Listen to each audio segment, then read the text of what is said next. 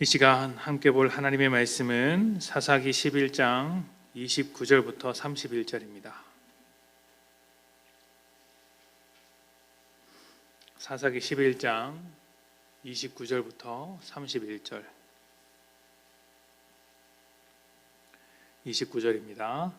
이에 여호와의 영이 입다에게 임하시니 입다가 길르앗과 므낫세를 지나서 길르앗의 미스베에 이르고 길르앗의 미스베에서부터 암몬 자손에게로 나아갈 때에 그가 여호와께 서원하여 이르되 주께서 과연 암몬 자손을 내 손에 넘겨주시면 내가 암몬 자손에게서 평안히 돌아올 때에 누구든지 내 집 문에서 나와서 나를 영접하는 그는 여호와께 돌릴 것이니 내가 그를 번제물로 드리겠나이다 하니라.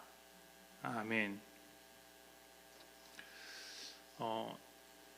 이제 새벽 예배마다 설교를 할 때 제 원고에는 이제 설교 제목이 적혀 있습니다. 다른 새벽 예배 때는 이 제목이 무엇인지 굳이 언급하지는 않는데요. 오늘의 제목은 언급을 드리고 시작하려고 합니다. 오늘의 제목이 무엇이냐면 은혜라는 것입니다. 은혜. 하나님의 일하심을 한마디로 표현한다면 은혜라고 말할 수 있습니다. 은혜는 아무런 조건 없이 대가 없이 주는 것인데요.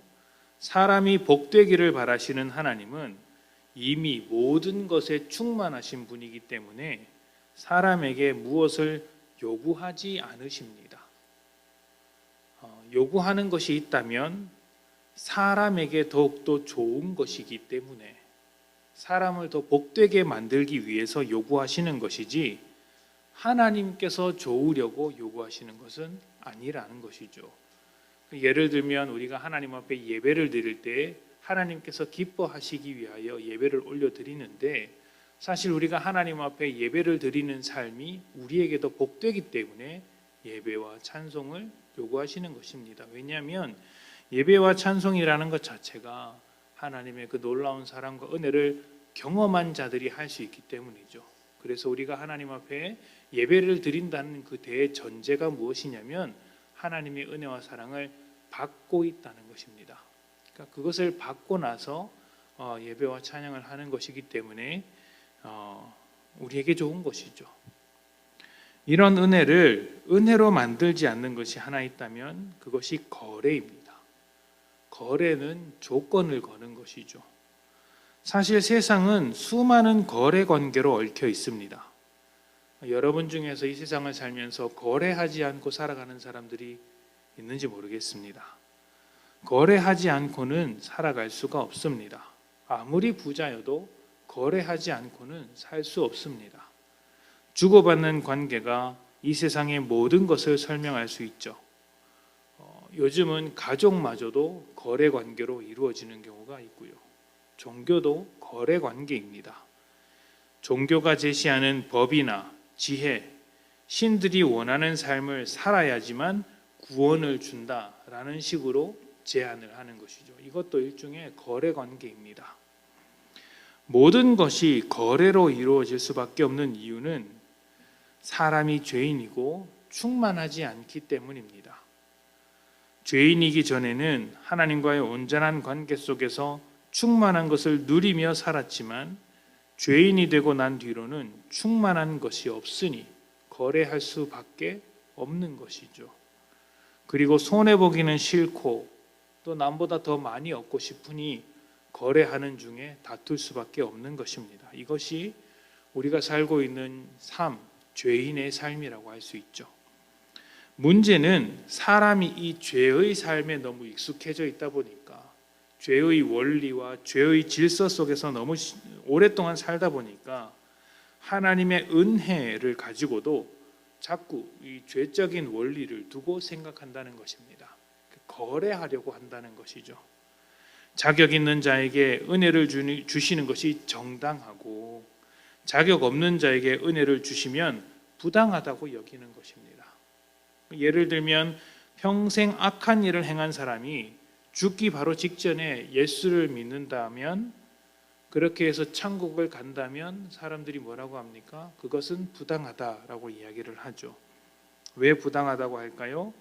그 평생에 걸친 악행이 천국이라는 보상을 받을 만한 자격을 갖추지 못한 것이기 때문입니다. 자격이 없다는 것이죠. 그러나 하나님은 은혜로우신 분이십니다. 그런 악인이라도 예수를 믿고 회개한다면 천국에 들어가지 못할 리가 없죠. 만약 조건을 따지게 된다면 그 누구도 천국에 들어갈 수가 없습니다. 사람은 자기 양심마저도 속이는 존재이기 때문이죠. 하나님의 은혜를 왜곡하는 죄인의 태도를 가장 잘 보여주는 사람 중에 하나가 입다입니다. 입다는 내 집 문에 나와서 영접하는 사람을 번제물로 드리겠다고 했습니다. 왜 이런 말을 할까요? 하나님께서 요구하신 적이 없습니다. 하나님은 이런 조건을 걸지 않아도 이미 수차례 이스라엘을 구원하셨습니다.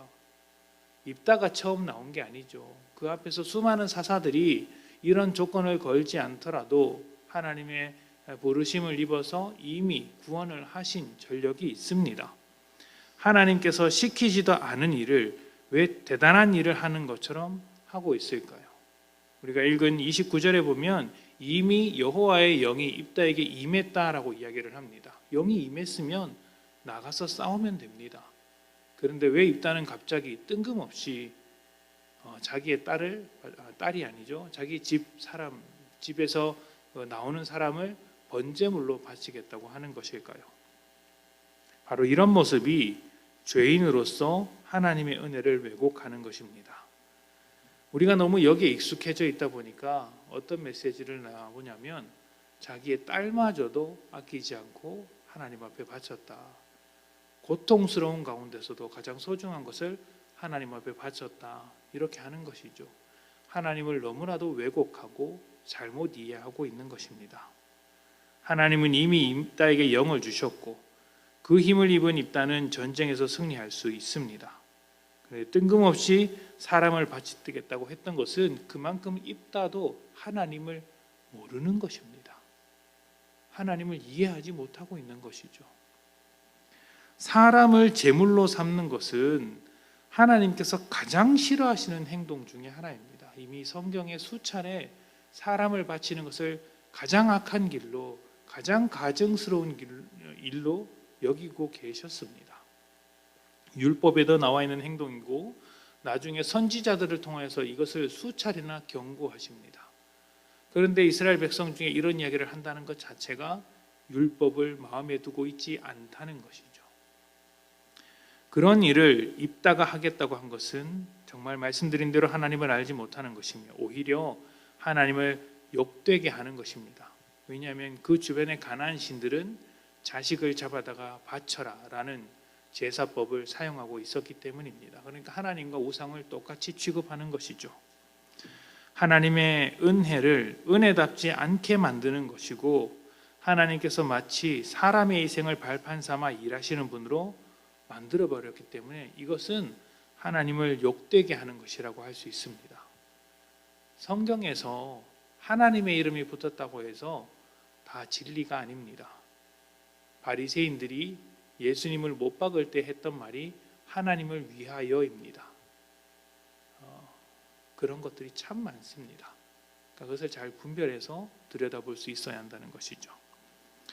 입다는 분명히 자기 집에서 가장 먼저 나오는 사람을 드리겠다고 했습니다. 그런데 딸이 나오자 슬퍼했습니다. 딸이 나올 줄 몰랐다라는 이야기겠죠. 누가 나오기를 바랬을까요? 분명히 자기 집에서 가장 먼저 나오는 사람이라고 이야기했습니다. 그러니까 누구를 바치기를 원하면서 이런 이야기를 했을까요? 딸은 아니니까 누구일까요? 아내일까요? 아내는 기쁨으로 바칠 수 있는 것일까요?